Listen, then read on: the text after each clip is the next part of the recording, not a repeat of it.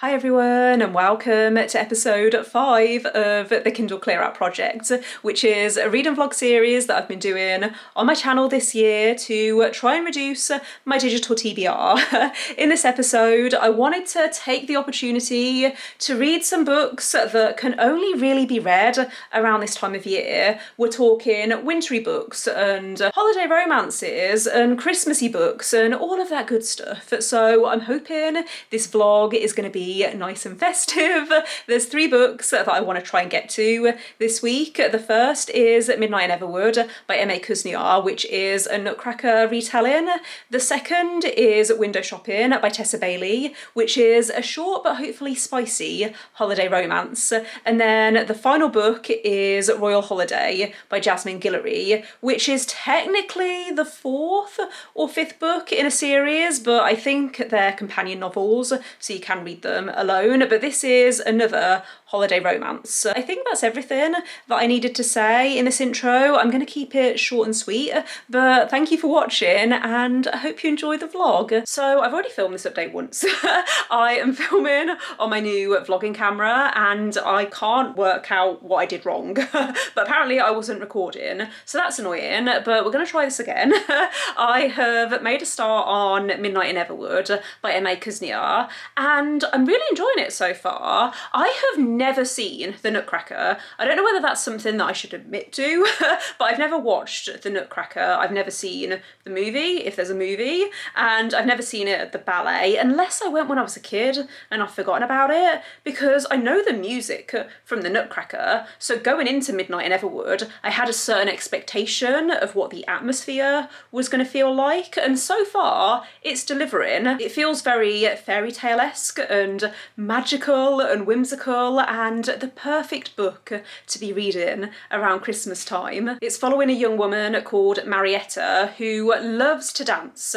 Ballet is her passion. However, now that she's 20, her father is wanting her to give it all up and concentrate on getting married, which she doesn't want to do, which she wants to be a ballet dancer. This guy has recently moved to town and I can't remember his name, but he's a toy maker, and Marietta's family immediately become enamoured with him, but Marietta isn't so sure. She feels like there's something up with him. He's a little bit suspicious and I don't know what to say because I don't know what's considered a spoiler because I've never seen the ballet. Basically, the first third of this book is leading up to Marietta's final performance as a ballet dancer, and then more magical stuff starts to happen. I'm gonna leave it at that and just keep it vague. But yeah, I am liking this so far. I like the setting. It's set in Nottingham in the early 1900s, so there's a lot of sexism because women are not treated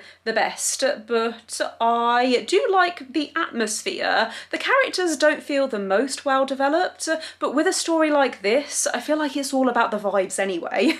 And the vibes are feeling Christmassy, so I'm very excited to be reading this. I'm glad that I decided to pick this book up first because I'm enjoying it so far. I'm hoping to get past the halfway point this evening and then finish it by the weekend. It's currently Thursday. I don't know if I mentioned that. I've just got home from the office, so I'm gonna get my pyjamas on, have some dinner and read and have a cozy evening. That's the plan. Good morning everyone, happy Friday. It is Friday morning, as I just said, and I'm about to start work in like 5 minutes, so I don't have long to film this update, but I wanted to let you know that I did reach the halfway point of Midnight in Everwood last night, and I'm still really enjoying it. It's reminding me a little bit of The Lion, the Witch and the Wardrobe, which is a book that I loved when I was a kid. I haven't read it in probably like 20 years, but I did enjoy it when I was a kid and I read it over and over again. So maybe that's why it's given me that nostalgic feeling. There's a lot about this that I think I shouldn't be enjoying. Like on paper, it's not stuff that would usually be my kind of thing. For example, Marietta is quite frustrating. She makes some decisions that don't make sense sense? I mean, they do make sense. They're just not very smart decisions, but she does acknowledge when she does that. So maybe that's why it's not bothering me that much, but also there's a lot of long descriptions, and I feel like that's adding to the atmosphere. But if you don't like reading long descriptions of places and people, then you might want to skip this one if you think that is something that would bother you. I don't know whether I've predicted what direction this is going to go in. I'm going to be interested to see how it ends, because even though, like I said, I've never seen the Nutcracker, I feel like I might have looked up a summary of it at some point. This is going to make me sound like really weird, but when I was younger, sometimes if I heard people talking a lot about something, then I would look it up on Wikipedia, so I at least had some kind of knowledge about it. That does make me sound really strange, but yeah, I feel like I've read a summary of the Nutcracker at some point, and so it's almost like at the edge of my memory, but my brain is refusing to engage with it, because in my mind I'm like, you've not seen the Nutcracker, so you shouldn't be finding this predictable. I'm gonna have to look up actually a summary of the Nutcracker after I finish this, so I can see what the comparisons are and how closely it follows the original story. But yeah, I'm gonna read some more of this tonight. I don't know if I'm gonna finish it, because I do want to film another video on my lunch break, so I might edit tonight. I'll let you know anyway what happens. I'm also going into Birmingham tomorrow, so I don't know if I'm going to have time to update the vlog then, but I will hopefully chat to you at some point this weekend and let you know my final thoughts on Midnight in Everwood. At the moment, it's feeling like a solid 4 stars, but it might surprise me.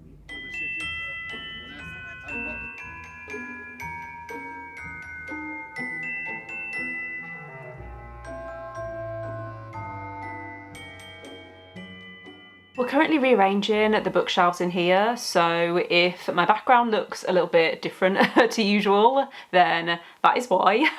But I have now finished Midnight in Everwood by M.A. Kuzniar. I actually finished this on the train home from Birmingham yesterday, and I enjoyed this. I'm going to give it a 4 stars.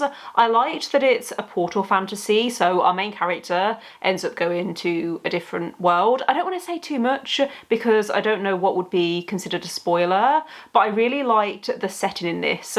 I felt like it was very immersive. It felt very wintry and magical, and it kept mentioning marzipan, which is something that I really enjoy. So that was one of my favourite things, I think, about the book.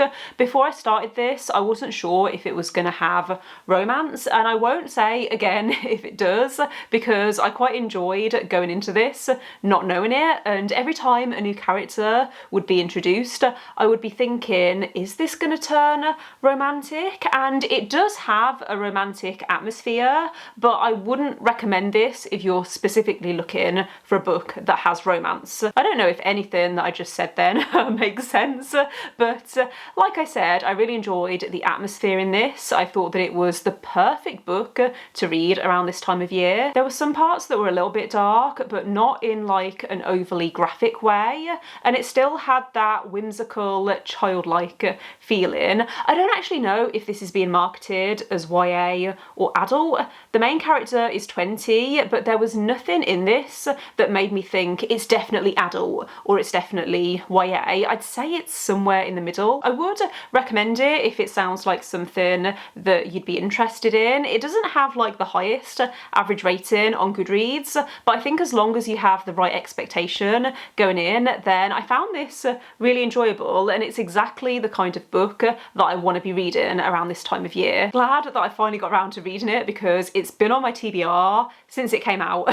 So yeah, 4 stars to the first book for this vlog, and I have now made a start on Window Shopping by Tessa Bailey, which is another book that's been on my TBR for a while. I think this came out in 2021, so the same year as Midnight in Everwood, possibly. I think they've both been on my Kindle for an equal amount of time, but I am enjoying this more than I was expecting, considering I didn't really love the last Tessa Bailey book that I read. It's following this woman called Stella, who is one morning standing outside this department store, and she's looking at the window display thinking how awful it is, and then this guy approaches her and starts a conversation with her, and they start talking about this window display, day, and he works for this department store and mentions that they're currently hiring for a new window display dresser, and he encourages her to apply for this job. She's a little bit hesitant at first because she has a criminal record and she spent the last 5 years in prison, but she ends up going for it, and the story goes from there. You can probably guess what direction it goes in. It's a workplace romance, and I like the characters. I think they have decent chemistry together. It does feel a little bit uncomfortable that one of the main characters is quite clearly in a position of power over the other, and they acknowledge it, and other characters acknowledge it, but they're not really actually confronting the reality of that. I don't know how to really explain it, but yeah, there's been some parts that have been a little bit questionable, but as long as I don't look too much into that, it's enjoyable. Even though this only came out a couple of years ago, it already feels not dated, but it feels very much grounded in 2021 because there's discussions around lockdown and how this department store has recovered since then. So I can imagine in a couple more years it might feel even more jarring. Not in a bad way, it was just something that I wasn't expecting. Don't think I have much more to say about it at this point. I do like that it's Grumpy Sunshine and she's the grumpy one and he's like bright and happy and positive. I think they have an interesting dynamic. I'm also going to be interested to see what I think of the sex scenes in this, because when I read It Happened One Summer by Tessa Bailey, I didn't like the dirty talk, so I'm going to be interested to see if this has that too and what I think of it. It's the end of the year. Everywhere on TV, couples and Christmas trees, gift wrapping and cheer. Just the worst time to be without someone special. In all the movies there, kissing in the snow, holding hands and mittens. So it's been a few days, but I have now finished Window Shopping by Tessa Bailey, and I can't remember how I was feeling at the halfway point.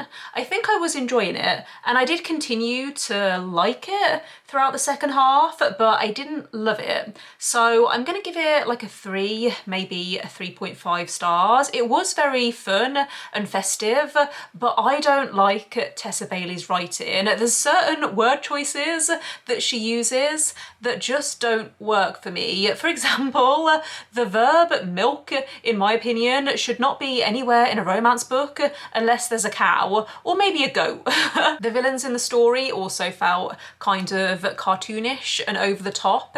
It felt like a holiday movie, but with really bad acting is the best way I can explain it. So yeah, I'm giving this, like I said, a 3, maybe a 3.5 stars. It wasn't awful and I wouldn't put anyone off from reading it. It just wasn't to my personal taste. So I have now moved on to the next book and the final book that I'm reading for this vlog, and that is Royal Holiday by Jasmine Guillory. This is following a woman called Vivian whose daughter is a stylist, I think, and her daughter has been offered this opportunity to go to England and act as a stylist for a member of the royal family. So she's very excited about it and she asks her mom if she wants to go with her, and they end up spending Christmas in the UK. They're from California originally. So far they've arrived at Sandringham Palace, I think is where they are.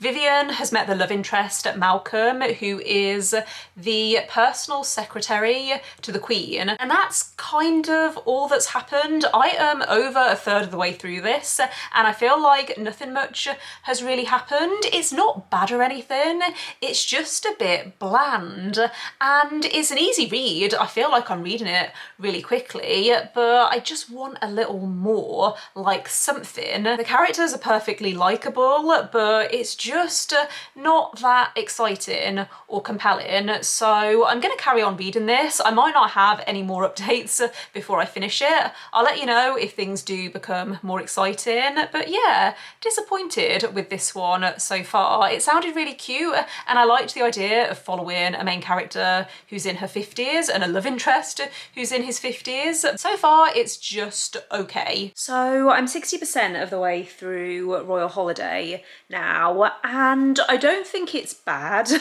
I think if I was to make a prediction at this point, it's going to be around a 3 stars. I don't think the characters have that much chemistry, and so I'm really struggling to feel invested in them. I also feel like things are moving quite quickly, considering they've known each other for like a week at this point. There have been some cute moments, but the dialogue to me doesn't feel that natural. It feels very stilted. Malcolm has also messed up quite a few times, and I feel like Vivian has forgiven him quite quickly, and it's just been kind of brushed over. I just want more emotional depth. It feels like there's potential for these characters to connect on an emotional level, but it's all very surface level. I don't know whether my feelings are going to change in the final third, but like I said, at the moment it's feeling like a 3 stars. So before I get into the final update for this vlog, I wanted to show you my Secret Santa present. I don't know who got me this, obviously, because that's the whole concept of Secret Santa, but whoever did get me clearly knows me too well, so I'm really excited to put this somewhere. I don't know where yet.